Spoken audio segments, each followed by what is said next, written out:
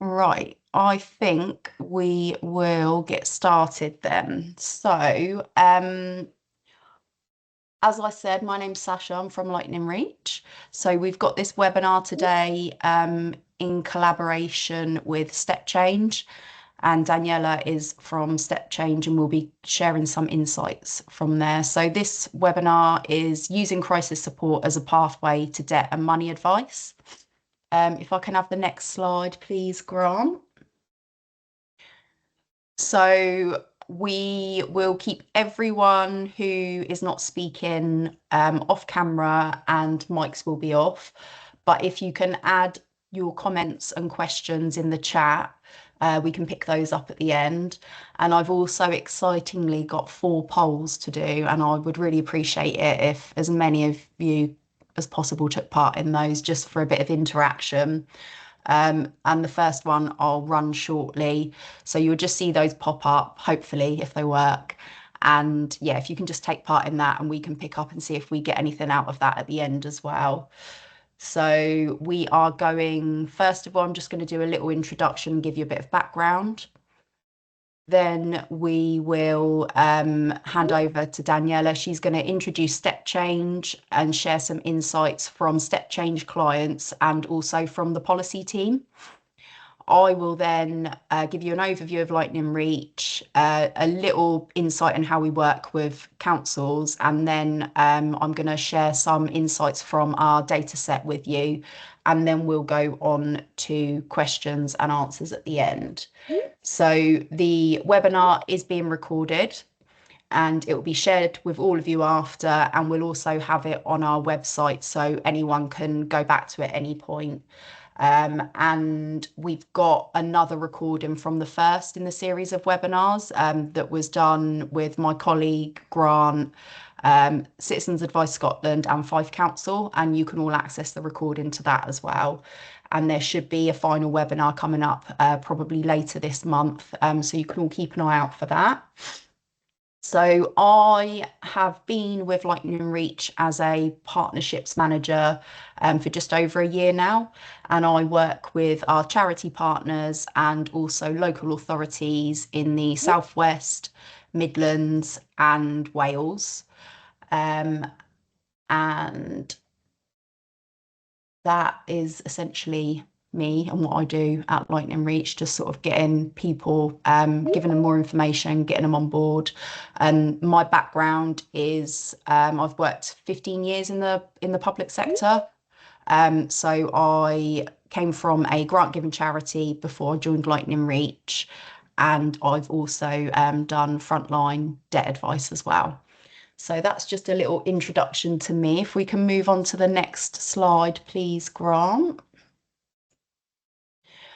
So the reason we are sort of doing these webinars at the moment is because of all of the changes coming up in England.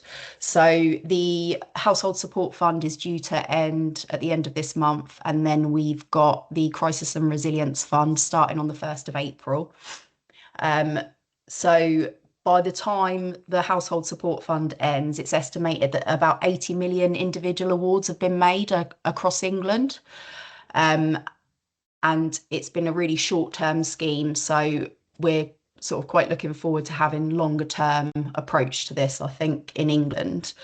Wales will retain the discretionary housing payments and discretionary assistance fund. And Scotland will continue with the Scottish Welfare Fund. But I think looking across all of the UK, whatever funds are called and their specific eligibility requirements, there's a common theme across all local authorities. So it's really just trying to ensure residents can become more resilient and try and avoid that reliance on crisis awards. So all of the discretionary schemes in the UK exist to provide short-term emergency financial support to low-income households when they're facing severe hardship. So primarily the aim is to prevent homelessness, alleviate poverty, and to help individuals manage immediate crisis. So these funds are limited and they've never been intended to provide like a permanent solution or ongoing financial support to people. But I think we've seen, because of the ongoing cost of living pressures, people are getting a lot of repeat applications from the same individuals or the same households. So it really seems that there is a need to increase resilience. And whether we're talking about that in the context of the Crisis and Resilience Fund in England, Scottish Welfare Fund in Scotland, or discretionary assistance funds in Wales, I think there is that common theme there that local authorities are looking more towards providing that resilience, to reduce the long-term financial burden on local authorities and other support services. So I will now hand you over to Daniela, and we've got some really good insights from what Step Change are seeing as well. So next slide, please, Grant. Thank you. Yeah, thank you so much for that, Sasha, and thank you for the introduction. Hi, everyone. Really happy to be here today. Really exciting. As Sasha's mentioned, I'm from Step Change. My name is Daniela, and I work in the growth and innovation team here at Step Change. So within that, I do a lot of working with partners. So as you can probably well imagine, we have a whole host of different partners. So we work very closely with creditors, banks, insurance, car finance, employee assistance programs, loads of different types of partners. But actually, a lot of my work and my focus is specifically on working with local authorities more closely. It's important to us for a couple of reasons. Firstly, the way we see it, everyone has a relationship with their council or local authority. So the more we can kind of integrate with your systems and work with you, we can get to the people who need our support and need our help. And secondly, and particularly kind of in line with latest crisis and resilience focus, as been mentioned in the fund, we really want to focus on the longer term resilience that we can offer and the services that we can offer, as well as the longer term solutions that really help kind of bolster resilience and ultimately, hopefully, sort of mitigate repeated return on crisis support. So a lot of you will kind of be well aware of who we are anyway, and I know a lot of you will do signposting, but I want to just do a little bit of an intro, cover who we are, and then as Sasha mentioned, I've got some insights to share that I hope will add some value, some sort of like demographic insights around our clients, and then actually some specific work that our policy team have looked into around sort of local authorities and council tax in particular, which I wanted to share with you. So okay to get the next slide, please? Okay, as I say, I don't want to assume that anyone knows who we are, so just a bit of an introduction to us, who we support and what the kind of end users' experience is of us. We are the UK's largest provider of free independent debt advice. Also, really crucially, we are the UK's largest charitable free independent debt advice provider. We've been helping people for over 30 years now. Our head office is in Leeds, but we're nationwide with quite a few different offices and things. And actually, really crucially, we are a digital first provider, which you may be aware of, which means we can help anyone who has digital access, but we can also help people at like all hours as well, which is really fantastic in being able to sort of connect people with our support. I do always like to preface that by saying, although we are digital first, that doesn't mean that people need to be sort of digitally savvy in any way. People just need to have digital access to access our services. So a lot of people who come through to us will be referred by various partners. So, for example, their bank, their insurance provider, someone who's noticed that they're in trouble, potentially in crisis, someone they're likely indebted to has referred them on to us, and we will then reach out to that individual via text or email. So that's what I mean in terms of sort of having digital access. Crucially, in this space, thinking with like local authorities and councils and a lot of your job roles, we recognise that we sort of exist in an ecosystem of debt advice because, of course, there are cohorts of individuals that need face-to-face support, and we absolutely acknowledge that. And obviously would advise that certain cohorts of people will need to access face-to-face through sort of various providers, which do fantastic work. But as I say, we are very digital first, so we sort of meet the needs of those who can access our services that way, basically. We provide debt advice, of course, as I say, but also beyond that, it's really important to point out that we provide services and solutions as well. So we can help with budgeting, we can help with, which obviously, of course, is a really vital part of financial resilience. But we also offer like those longer term solutions, so personalised action plans, which really feed into the resilience piece. I think crisis as well is one pathway among many in which we can identify people who might benefit not only from the immediate crisis support, but from that longer term sort of for want of a better term, handheld support and sort of getting people back to resilience, helping people prioritize the right things, helping people sort of take control of their financial situation, which I think I'll come on to in a moment, is one of the sort of top cited reasons that people fall into problem debt in the first place, is that sort of lack of control.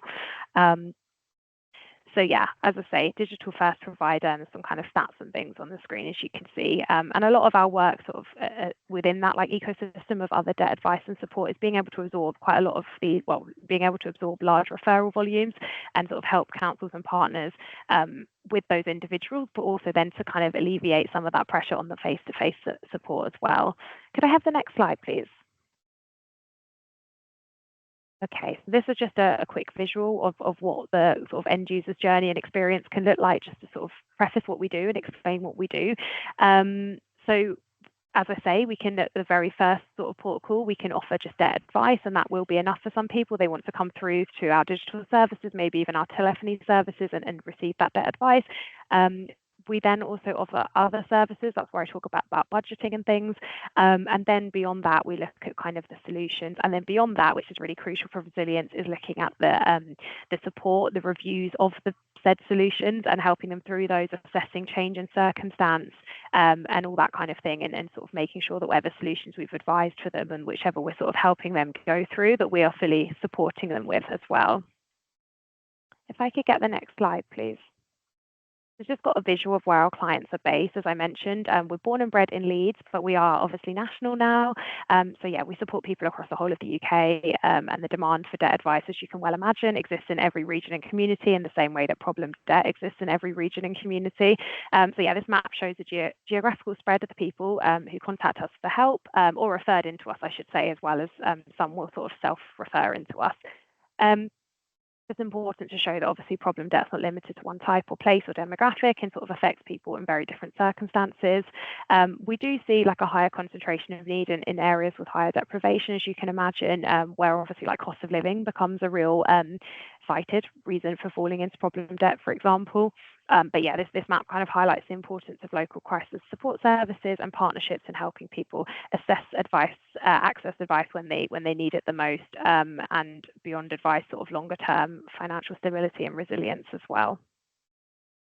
I think I've got another graph on the next slide, if that's okay. Yeah, so this one just shows the kind of the volumes of people that come through to us for first time debt advice, and a significant proportion of those, it will be the very first time they've engaged with us. It's actually a really interesting stat we have that shows the average client we have will come through to us 13 months after the point in which we would identify them being in problem debt. So there's quite a cyclical nature, of course, of people being in problem debt, as you can well imagine. There's the sort of the start of the debt, and then there's the feelings of kind of shame, stigma, then there may be the avoidance, or even sort of burying their head in the sand, for want of a better term, which then can obviously lead into like more debts accruing, even credits to pay credit. So yeah, problem debt really can rise, and we exist really operate to help people break out of that cycle and get the support they need. If I can have the next slide, please.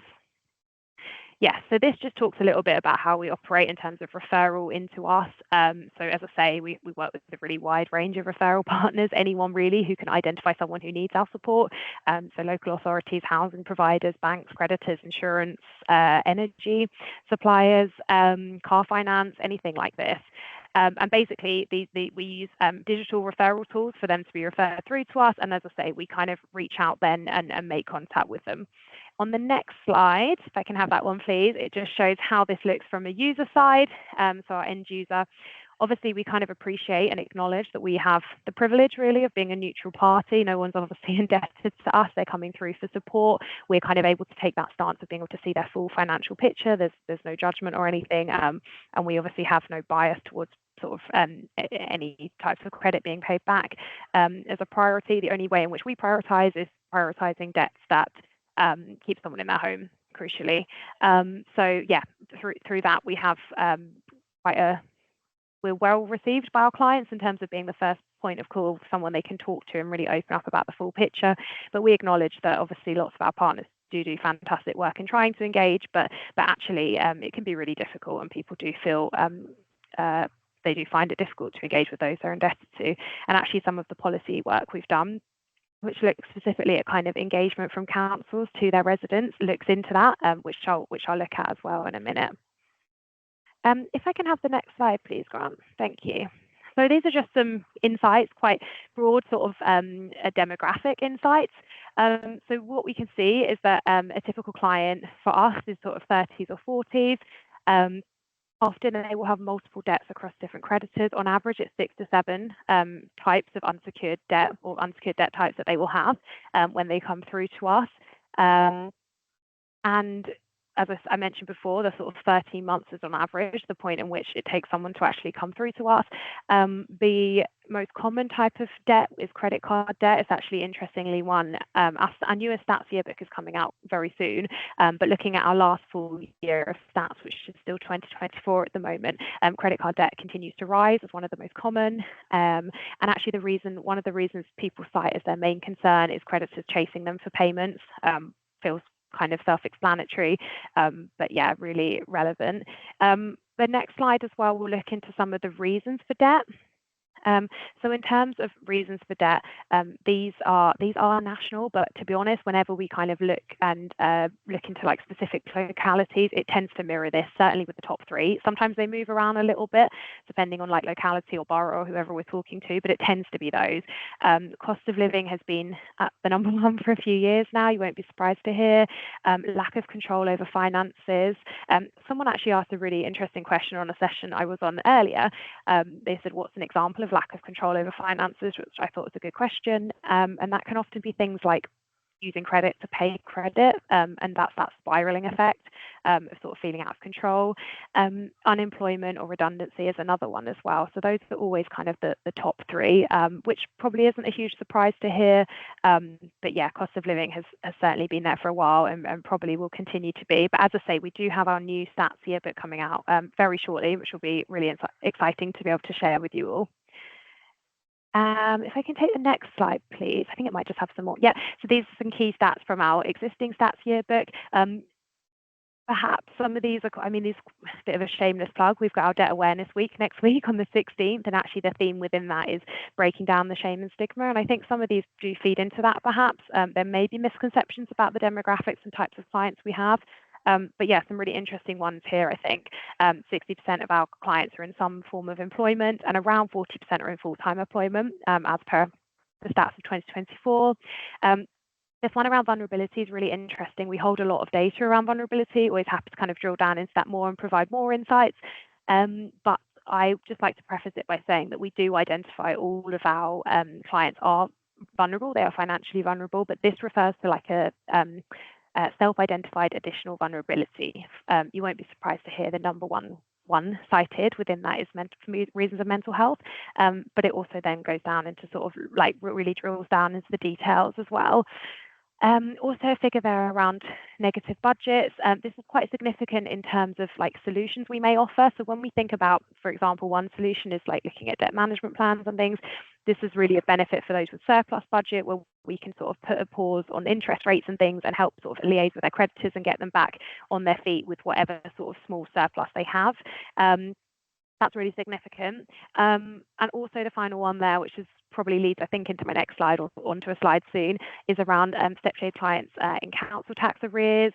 Yeah, it's about a third. And actually, in fact, I think on my next slide I've got some arrears data, I hope, if I can have the next slide. Yeah, okay, so there's a really sort of significant piece of work here and a lot of why we want to do more, really, to work with local authorities and councils more closely. But as you can see on the visual, the average arrears amount of council tax per client has really risen from 2019 to 2024. 2025 data is coming out soon. Don't want to give any spoilers, but it's risen again. So this is really significant and something I really wanted to highlight. Also looking at those with negative budgets, this graph can be a little bit confusing actually on reflection, but for all of our clients, as I said, it was the 30%, which I think I alluded to earlier, who'd have a negative budget, but actually within those with council tax arrears, it's higher, and this makes a lot of sense. I mean, as you can well imagine, often like council tax is one of the last things for people to default on. So when they might come through to us and they've got council tax arrears, they might have like 5 or 6 other unsecured debt types that they've sort of defaulted on before they've got to that point, if that makes sense. So it tends to be the last thing to go. And also, as I mentioned earlier, but really important to really emphasize, it's also one that we prioritize for no reason other than that it keeps the individual in the home and it is in the best interest. So we would always prioritize rent, board, or mortgage, I should say, and then council tax, and then energy, and then obviously the rest can go on sort of other plans, and we look at other surplus budget to support with that. If I can have the next slide. Yeah, so I wanted to share with you some specific insights that I hope are of value. They're not mine. I can't claim to have produced these all myself. They're actually fantastic work of the policy team. So we have, I probably should have said actually, a really big piece of what we do, as well as like our advice service solutions. We have a really fantastic policy campaigns and public affairs side of us, who do amazing work. There's some really exciting things that they lobby for and work for. And they did some really great research and looking into council tax arrears. Actually, in addition to this, since this slide has been made, they've done some really great work around like comms that councils send to their residents, which is really interesting, and looking at how we can sort of tailor communications from councils to residents to boost engagement, because we hear that is obviously something that's quite difficult for councils, in the same way that it's difficult for many partners to engage with those who are indebted to them. It can be scary, and I'll go into that in a minute. But yeah, essentially, this is a really interesting piece of work, and in it's sort of the data that I'm going to share is from this policy work, which was called through the end of 2024. It was done. If I can have the next slide, I think we go straight into some of the stats and data, which I think are quite insightful. Yeah, so this is looking at what people have given up in to make a council tax payment, which I think really just speaks to, as I mentioned earlier, the way in which these are kind of the last things that people default on. These are the last things that people want to kind of hit arrears on for obvious reasons. Well, firstly, because it obviously is keeping them in their home, but equally, as we all know, the repercussions can be quite severe for missing these kind of payments. But yeah, really interesting to look at the things that people have missed. I think that going without a healthy diet, food and drink is quite significant in this. Also quite sad for us to see in particular is that people won't be like asking for financial help from family or friends. They would rather sort of miss the payment than do that, if that makes sense, which is a real shame. And obviously a lot of what we exist to do, but also with sort of our like campaigns work, as I mentioned very briefly, with our debt awareness week that's next week, a lot of our work as well is focused around like breaking down the shame and stigma.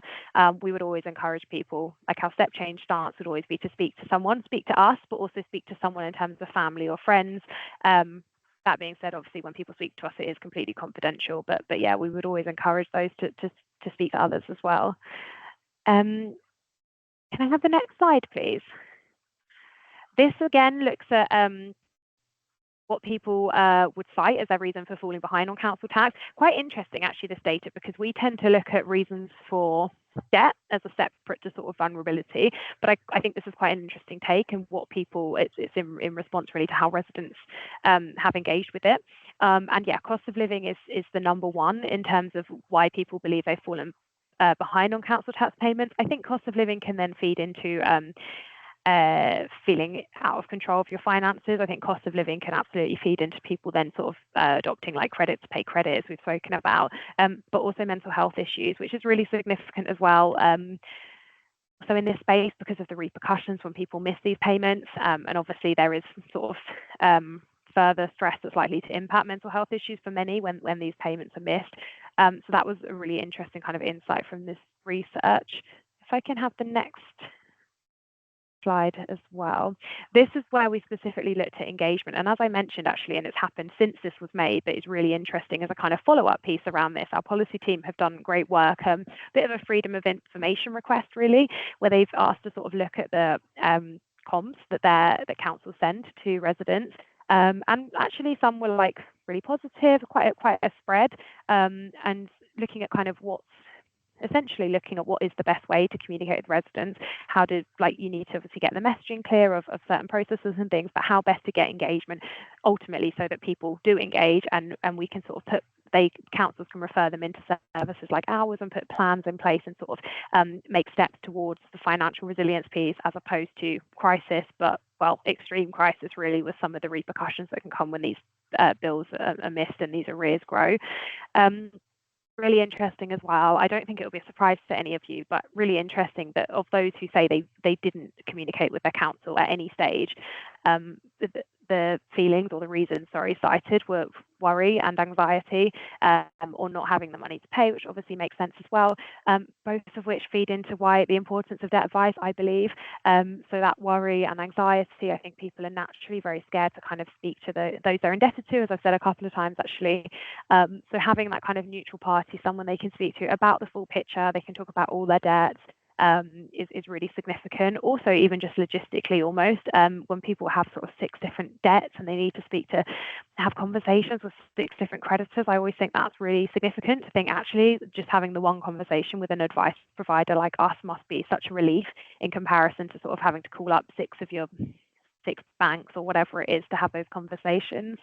And obviously not having money to pay is really significant. That's where services like, Lightning Reach and services like ours help to kind of boost income and look at sort of optimizing income and income maximization and that kind of thing, which also does feed into that as well. And there are probably lots of times where support is available, not just in crisis, but looking more towards the future and the longer term sort of sustainability.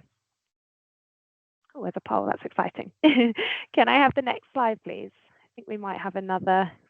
Okay, and I just wanted to give a bit of a final, I've done a few shameless plugs to be honest, so it's just a plug now. But we do have our Debt Awareness Week next week. We have loads of resources that I would love to share with you all. I can maybe share those as a follow-up to this. I'll sort of liaise with the team at Lightning Reach and see how that goes. But yeah, the focus next week around that is breaking down the shame and stigma, and ultimately breaking down the shame and stigma so people engage with our services, get benefit from advice if it's just advice, or benefit from services, or benefit from solutions and start to build back their financial stability and resilience, and hopefully sort of break out the cycle of dependency on crisis support, or maybe it's just the first time they engage and they come through to us and start that journey. So yeah, another plug for that, and I'd love to share some follow-up bits around that as well. And as you can imagine, we've got some really poignant, like significant case studies and things about sort of people who've engaged and journeys they've been on, and I'm sure I can share some bits around that as well as a follow-up. But yeah, that's all from me, I believe. Is there a next slide? But yeah, thank you so much. And yeah, I will hand back now to Lightning Reach. And yeah, again, thank you so much for having us here today and been really nice to speak to you all. And thank you. Thank you. That was really interesting. And I'm very pleased with the poll results so far. So everyone taking part, thank you very much. But it's really interesting to compare the different sort of insights from different organisations and see the overlap. Yeah, so thank you very much, Daniela. Thank you. So I will now just give you a brief intro on Lightning Reach. So we are like the financial support infrastructure that organisations use to help them deliver, help faster, reduce admin, and increase impact at scale. So we are sort of a facilitator, I would say, of people finding and accessing financial support. And we can also do that through a partnership hub model. So we can sort of facilitate referrals and warm handovers to help drop off and things like that as well.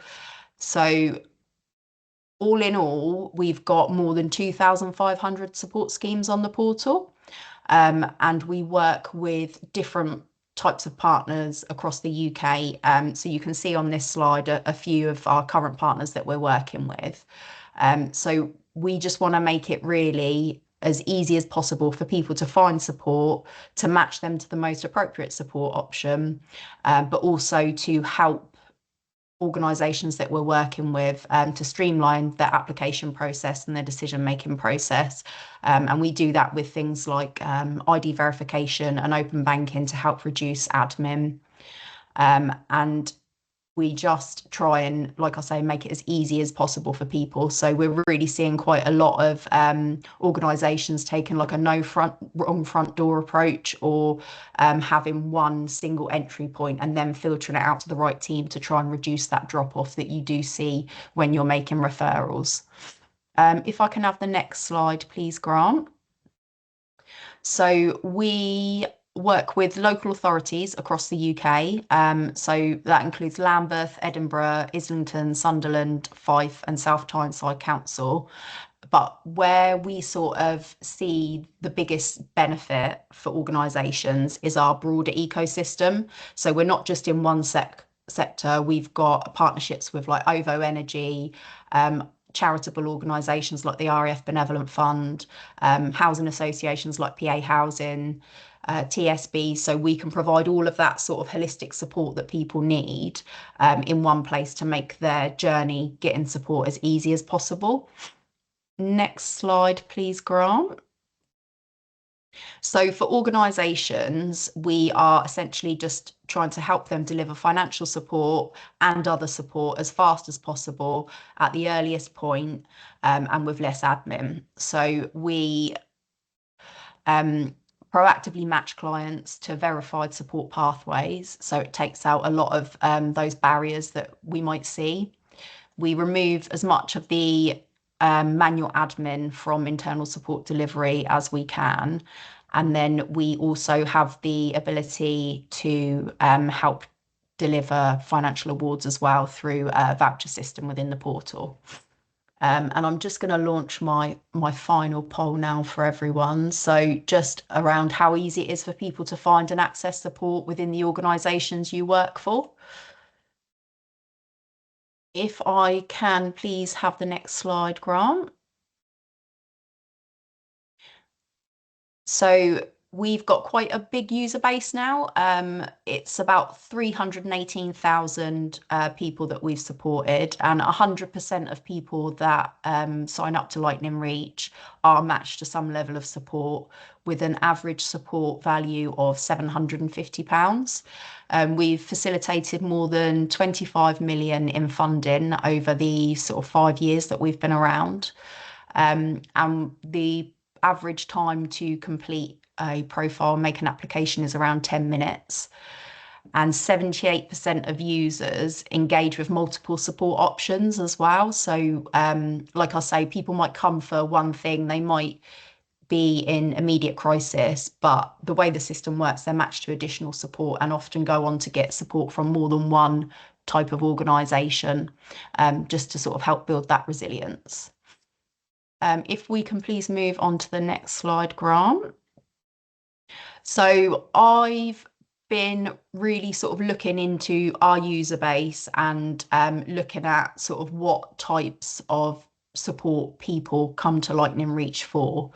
So we've got of the 318,000, 82,000 have a lack of basic essentials.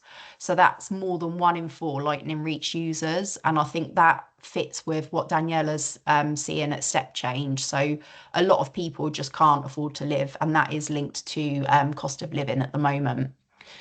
137,000 of our users are looking for a grant or financial support, and more than 94,000 are looking for support with essential items like food and clothing. So that's nearly 1 in 3 users, which I think is quite a stark figure. But again, like I say, I think we're seeing this across all different organisations that are supporting people. Next slide, please, Grant. I've then looked into a bit more about the reasons when people say they're in debt, what they're in debt with, what organisations, what they're struggling with. More than 70% of our users are struggling with home energy costs. And I think we've seen that quite a lot over the last sort of 18 months, 2 years. And that is a really common reason across all sectors.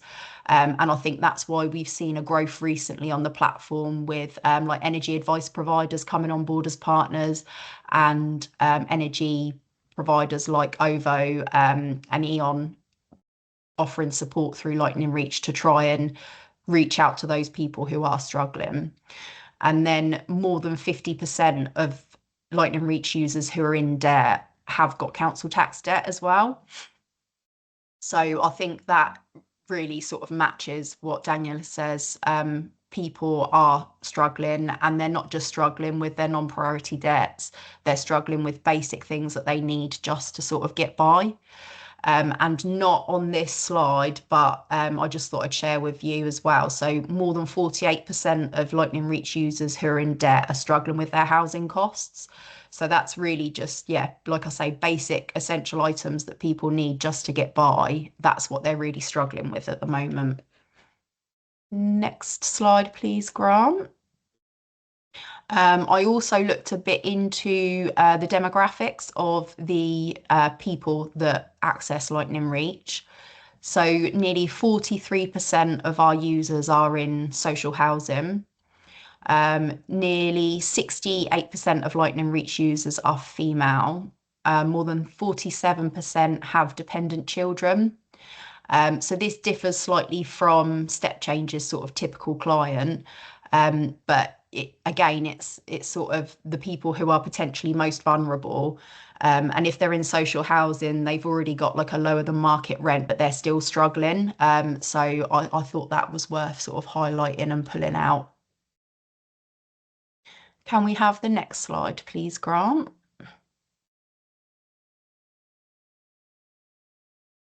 So another thing that I thought was really interesting was around employment and the relationship to debt within the Lightning Reach user base. So I think previously, sort of 4 years ago, say, sort of a route out of debt was to get a job. But I think when you look at the stats, more than 32% of our users are in employment and they're still struggling with things like paying their council tax, making sure that they can cover their energy costs, and making sure they're paying their rent. When you look at that in relation specifically to our users in debt, that goes up a bit more as well. So 35% of Lightning Reach users who are in debt are in employment. So I think it's just really worth noting that it's more like sort of an epidemic now, the debt situation, and it's sort of reaching across all different demographics. It's not just small groups of people across the board. I think a lot of people are struggling, and Daniela highlighted that as well by showing us that 60% of the clients they see are in some form of work. So again, it's quite stark when you look at it like that. I also thought it was really interesting to look at the types of jobs that people were in who were in debt and struggling. So from our data, the top 3 roles that are struggling with debt are the armed forces and veterans community, retail workers, and care and social work sector workers. So I again found that really surprising. So I think there are a lot of assumptions made about people who have served in the armed forces or are currently serving. So we assume that they've got well-paid jobs, that if they've done their full service, they've got decent pensions when they come out. So I thought it was really interesting that they are in sort of that number 1 spot with more than 28,000 of our users falling in that sector. And then the retail sector and sort of care and support work sector are actually the biggest employment sectors in the UK. So again, I just thought that was really interesting that you've got like a sector that you think you would assume they'd be really secure, and then you've got these huge employment sectors, but they're all really struggling with debt at the moment. Can I please have the next slide? I think also there is a huge relationship between disability and people being vulnerable and more likely to be in crisis at some point, and also their relationship with debt. So the biggest declared disability or long-term illness that we have is mental health. So nearly 28% of our user base, which is a huge number, is like they are struggling with mental health issues, or that they have got some other disability alongside that. So the link between debt and mental health is well documented. If we can go on to the next slide, please, Grant. So there's loads of research out there, and it seems like there is a cycle between debt and mental health issues. So you've got like a strong bidirectional link. So when financial stress significantly increases the risk of developing conditions like depression, anxiety, and severe stress, people with problem debt are more than twice as likely to report poor mental health. And often experience a cycle where money worries worsen mental health well-being, and then in turn it makes managing finances harder. And this sort of image on this slide is from the Money and Mental Health Institute Policy Institute. So they've done loads of really good research, which they keep up to date. But it's evident that there is a link. So if you've got someone in crisis, chances are they will also be in debt. And then that is also going to impact their health. And a lot of the time, that's their mental health, not just their physical health. So then you've got this vicious cycle of people going around. And I think that has been reflected in the short-term support that local authorities have been offering more recently.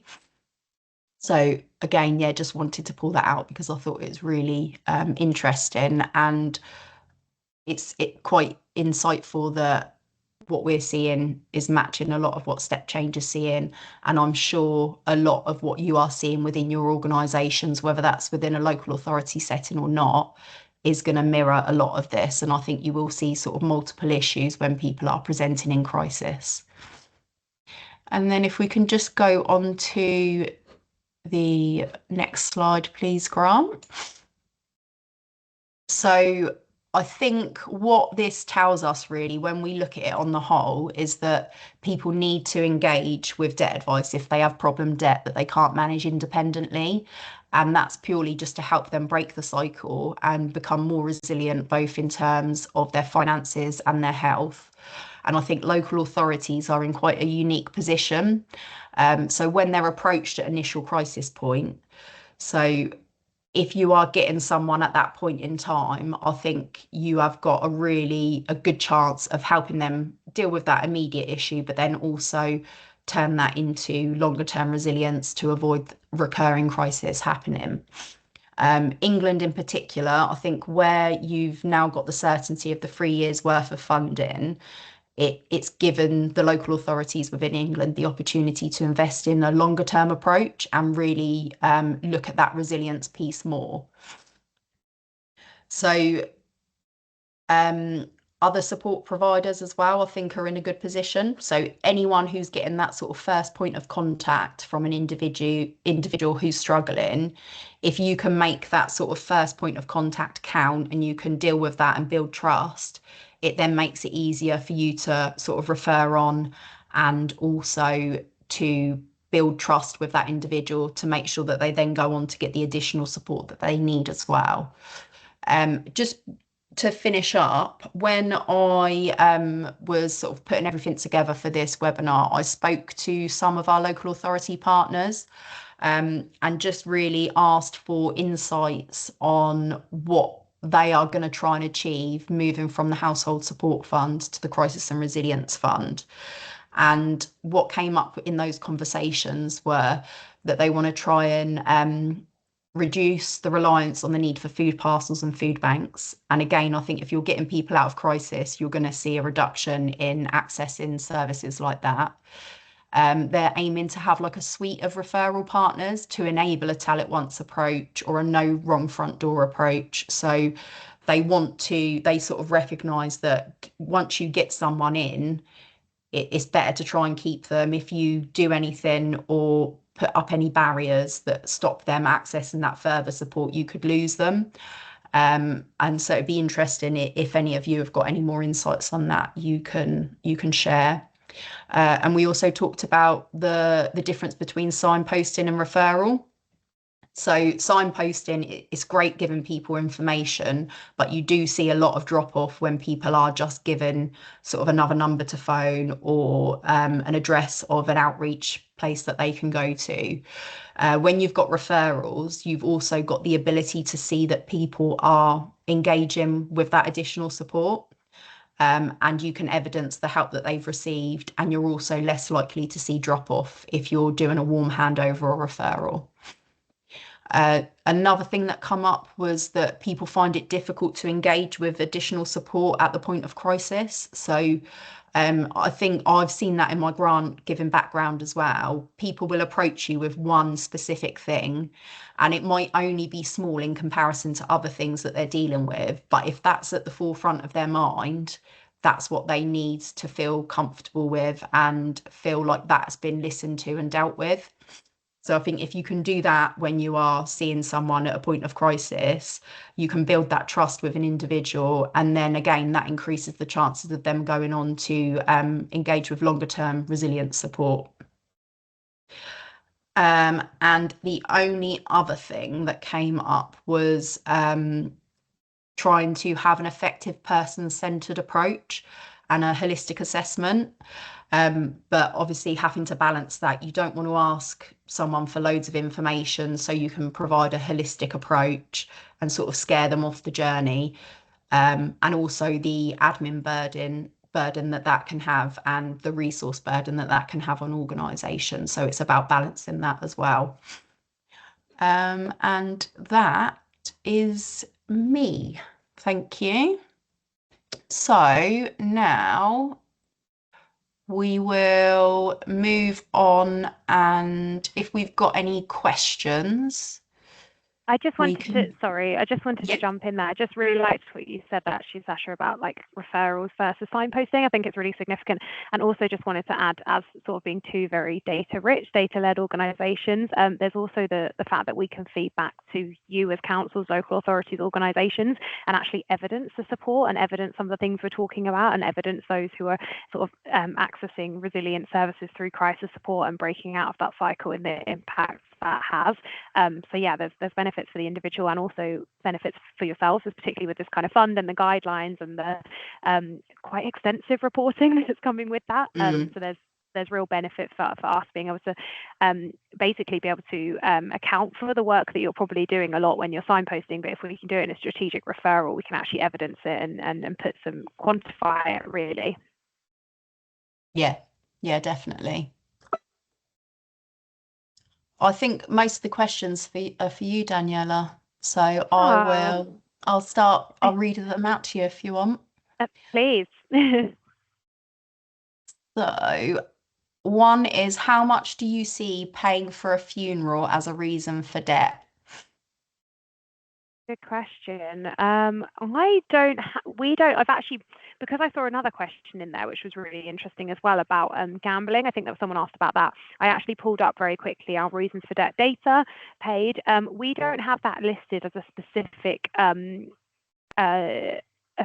data set, to be honest with you.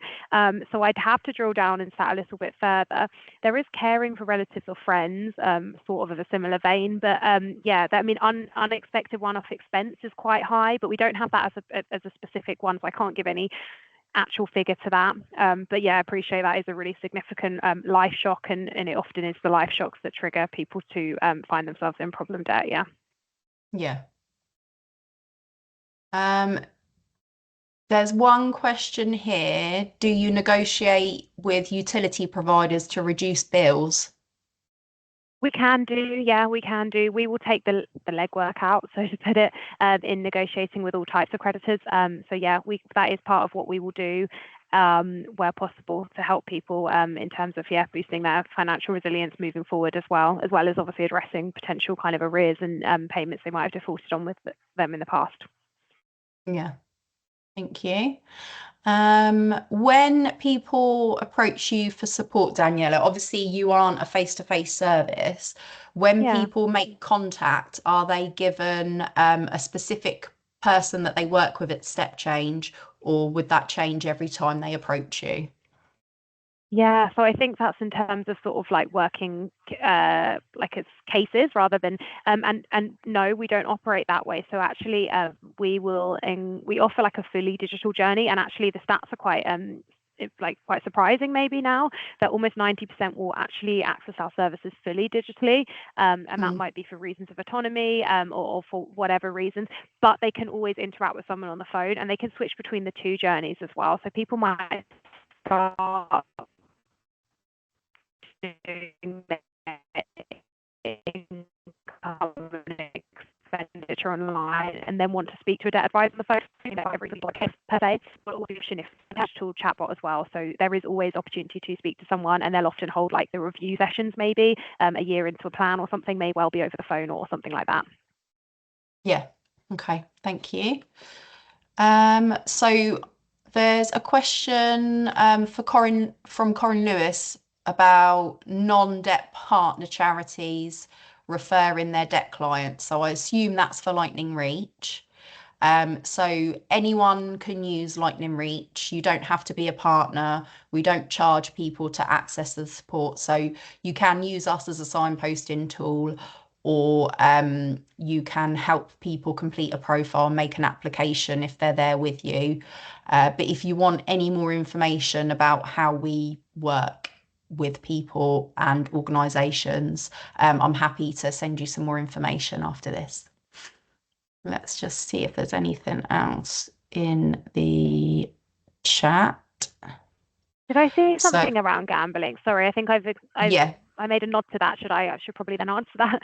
It was a yeah. good question. I So, think someone asked if we have it cited as like a reason for debt, which we do. I also was just able to have a look, and actually at the moment it stands at 2.4% of our clients cite that as their reason for debt. That might not sound very high, but actually when I looked at it in a list form, it was it was in like the top third, shall we say, because actually there's such a huge percentage that cite like cost of live, like the big top three really, as I alluded to earlier. But yes, absolutely that is in there, and it is absolutely a reason for problem debt. And we do have we have partnerships with GamCare, and we do a lot in that space as well, and really acknowledge the work that needs to be done there as well. yeah. Oh, Another the one for you, percentage is Daniela. 2.4. Sorry, did someone just say that in the chat? Sorry. Sorry. So when people have a deficit budget, and they're unwilling to make sort of lifestyle changes to improve their budget, things like stopping smoking and things like that. So what do you offer to people? Like, how do you approach that at Step Change? Yeah, well, the first part of any journey with us, regardless of whether they're going to go into like a full solution, whether they're going to do some like budgeting or whatever it is they're going to benefit from with us, the first bit will always be income and expenditure that we will do with them. And we use a standard financial statement, but we have set parameters essentially. So based on obviously the income, and then there's like, it's very extensive what we use in terms of like assessing what they're spending monthly. So things like I can't remember the exact examples, but I think smoking was mentioned, and things like that would absolutely be accounted for in there. And I should have said this earlier actually, everything we offer in terms of suggestions, solutions is fully digitized. There's no sort of, although we have amazing expert debt advisors, there's no sort of one individual sat making decisions like that, which is important to be clear on. So yeah, our system would flag up if there was overspend on things like that, and it's absolutely something that we would see as part of a budgeting service to advise on if they were sort of overspending in those areas, and that was maybe causing some of the problem debt to be exacerbated. We would absolutely call that out and work with them, because ultimately then there might be changes we can make that might push them into that positive budget and might make other solutions available, or even if it's just to help them on a lifestyle level to manage their money. Yeah. Lovely, thank you. I think we've covered off all the questions. I'm just scrolling through the chat. There's been some really good sort of discussion as well, so thank you for that. Just before we wrap up, I will go to the poll results. So we've got the majority, nearly half of the people with us today are from the charity sector, and then around 19% from local authorities. So that's really interesting.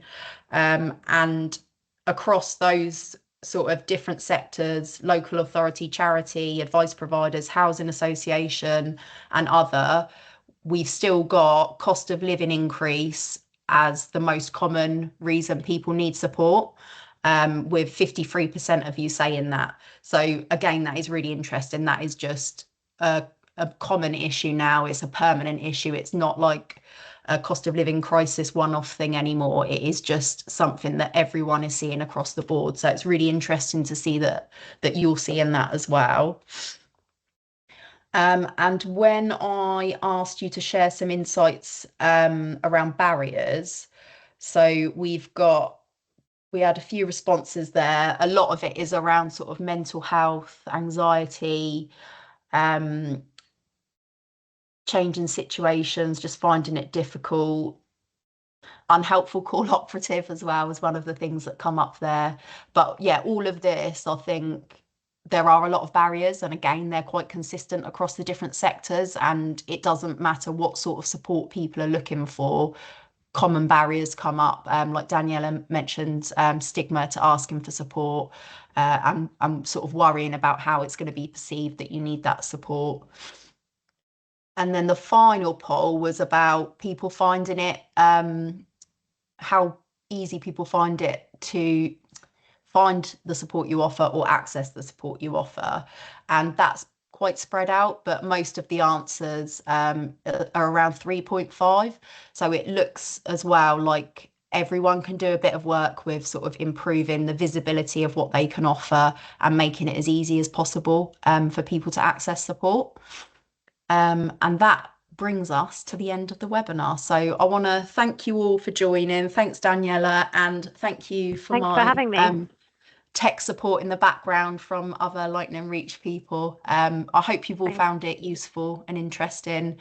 There's a couple of things to follow up on, so I will follow up on those, but you've got mine and Daniela's contact details if any of you want to reach out directly as well. Perfect timing too. Thank you. Thanks, everyone. Cheers. Bye. Bye.